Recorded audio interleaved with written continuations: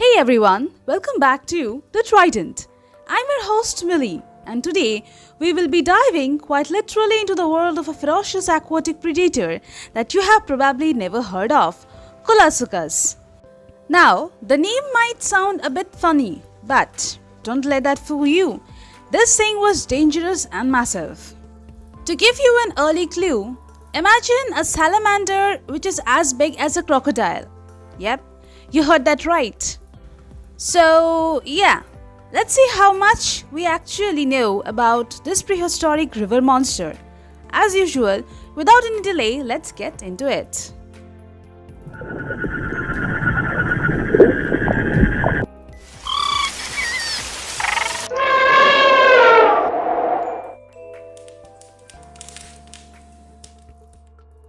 Let's start with the name. Koolasuchus means Koola crocodile, named after the Kunwara region in Victoria, Australia, where its fossils were found.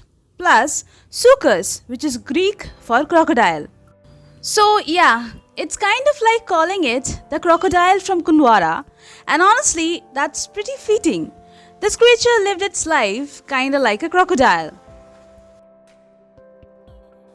Koolasuchus lived around 125 million years ago during the early Cretaceous period, a time when dinosaurs ruled the land and strange creatures ruled the waters. Its fossils were discovered in southern Australia, which back then was part of the supercontinent Gondwana. And here's the wild part. During Cretaceous, that part of Australia was located much farther south, close to the Antarctic Circle. So, Koolasuchus was living in cold freshwater rivers. That made it one of the very few amphibians which are tough enough to handle such low temperatures. Now, about its classification. Koolasuchus belonged to a group called temnospondyls, which were ancient amphibians that predated modern frogs, salamanders, and caecilians. Specifically, it was part of the Chicotosaurid family, a line of big flat-headed aquatic predators that were around long before the dinosaurs even showed up. By the time Koolasuchus was swimming around, most of its relatives were already gone extinct, making it one of the last surviving temnospondyls on Earth. It was basically a living fossil in its own time. Koolasuchus lived in a cold, freshwater environments such as rivers, ponds, and lakes, surrounded by conifer forests and fern-covered valleys. Because southern Australia had long, dark winters during that era, thanks to its polar position, these amphibians likely experienced months of darkness every year. So, imagine this. Pitch black rivers, icy waters, and a 5-meter-long amphibian lurking just below the surface. Yeah, not exactly the kind of place you would want to go for a swim.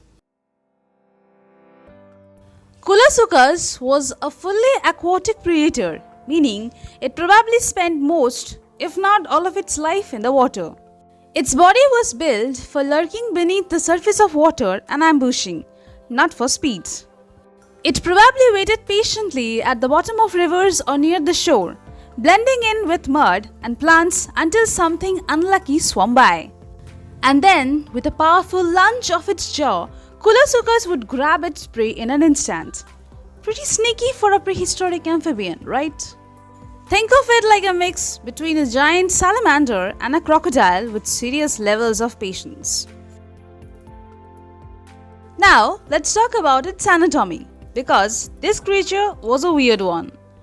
Koolasuchus had a huge flattened head, almost shaped like a pancake with eyes on top, perfect for peeking out of the water while keeping most of its body hidden below.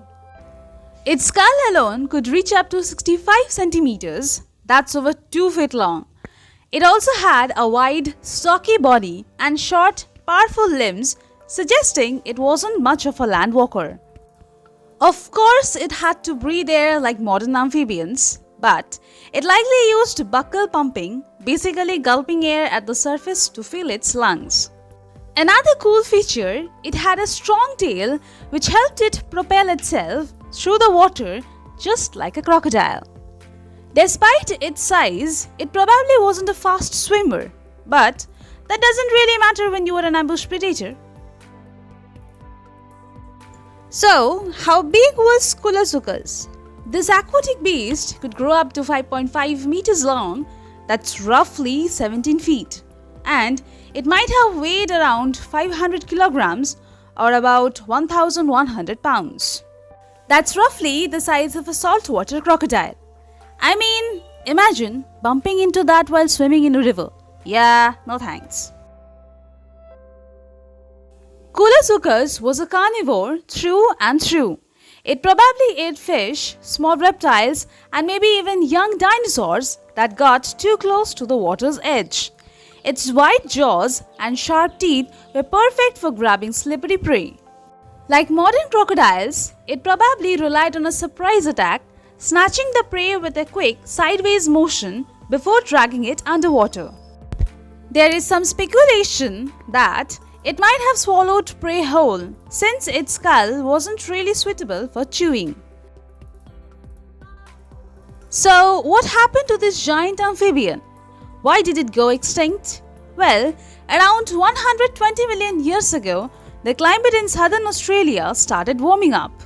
As temperatures rose, crocodiles, which prefer warmer conditions, moved in and took over the same rivers and habitats. Koolasuchus, being a cold-loving amphibian, couldn't handle the competition or the new environment. So, in the end, it slowly disappeared, marking the extinction of one of the last temnospondyls to ever exist.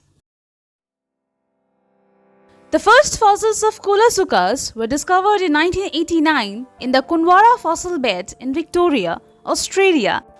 The species were officially described in 1997 by paleontologist Leslie Kuhn, who actually named this prehistoric amphibian. And yes, the koala part is a nod to her last name. I think that's pretty cool. Having an ancient apex predator amphibian named after you is quite the honor. And now, our personal illustration of Koolasuchus.